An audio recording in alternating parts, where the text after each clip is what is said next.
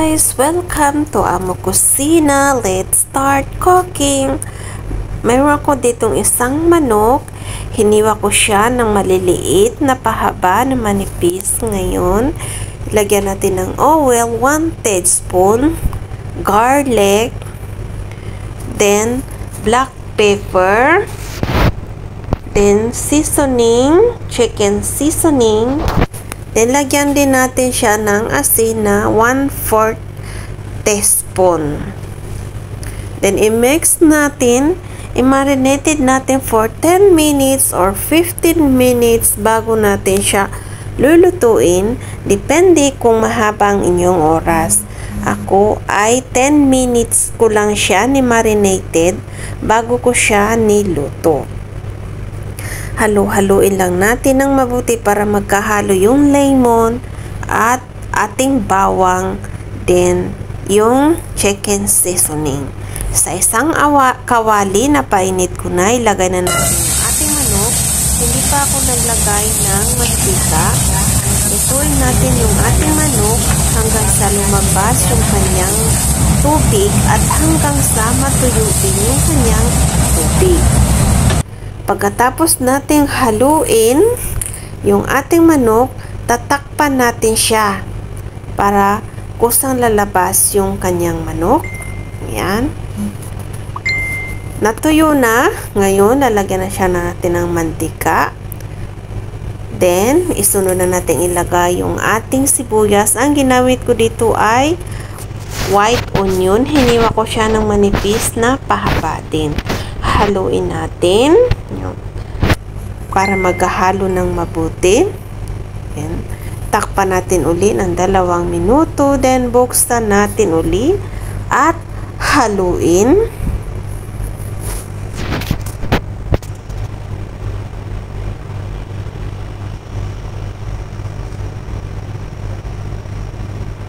Pagkatapos natin haluin, ilagay na natin yung ating asin, black pepper, curry powder, cumin, paprika. Then, i-mix natin uli ng mabuti para magkahalo-halo lahat yung mga inilagay natin. Yan. Gawin nyo na din guys, lalo na ngayong buwan ng Ramadan. Sobrang sarap nito. Malapit na matapos yung Ramadan, so gawin nyo na. Then, naglagay na ako ng capsicum. Depende sa inyo kung anong kulay ng capsicum na mayroon kayo. Then, corn, half cup yung aking inilagay. Then, i-mix natin ng mabuti para lahat ay magkahalo-halo. Ang sarap talaga nito guys. Gawin nyo na din. Pagkatapos maglagay tayo ng mainit na tubig, kalahating baso at pancita seasoning. Haluin natin uli.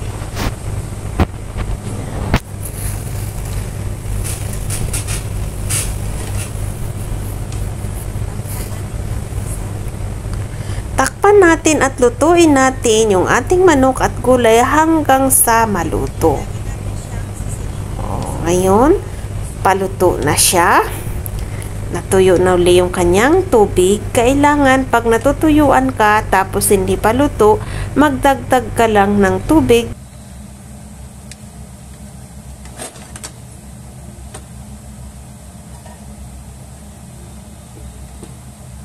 Pag luto na, ilagay na natin yung ating cheddar cheese. 4 na slice yung aking inilagay dito. Then, takpan natin hanggang sa matunaw yung ating cheese. Then, pag tunaw na, haluin natin ng mabuti. Sundan nyo lang ako guys. Madali nyo lang talaga makukuha ang luto na to. At sobrang sarap talaga niya. Super.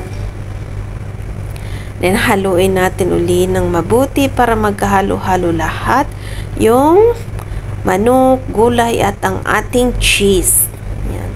Lutuin natin siya uli ng 3 minuto bago natin siya kunin at palamigin muna bago natin siya ilagay sa ating bread. Ang ginamit ko dito ay tortilla bread, small tortilla bread. Sundan nyo lang ako guys. So yan, nilagay na natin yung ating manok. Yan, sa isang Bayrox, gumamit ako nito para magiging taco yung style ng ating kubos. Ganyan. Para hindi siya ma-close. Kailangan ma-open siya kung style siya ng taco.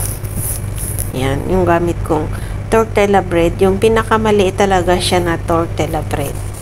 Kung wala kayong maliit na tortilla bread, yung malaki mayroon kayo, pwede nyo naman siyang gumamit kayo ng baso or anong mayroon kayo dyan para magiging ganito siya kaliit.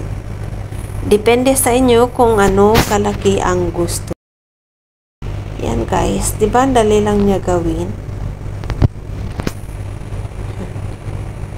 Patuloy lang tayo sa paglagay hanggang tayo ay sa matatapos. Napakalasa talaga nito guys. Ubos to lahat. Gustong gusto ng mga alaga ko talaga.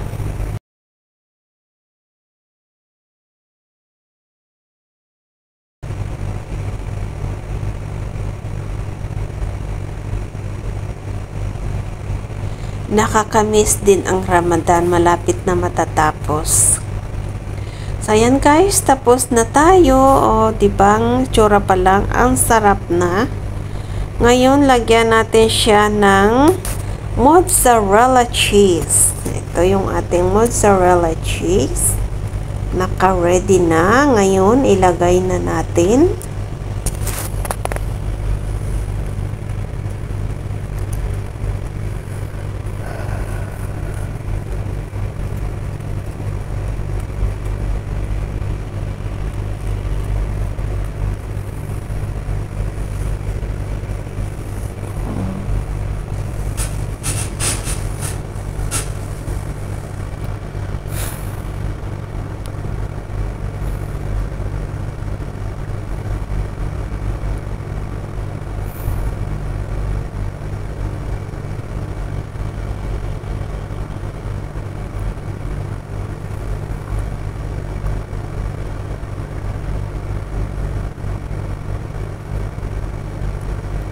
Hindi naman nakakapagod magluto guys kung ito ay talagang nasa puso mo at gusto mo. Ako talaga alhamdulillah sa loob ng isang buwan hindi man lang ako nakaramdam ng gutom, mashallah. Bawat trabaho ko, bawat ginagawa ko, ini-enjoy ko.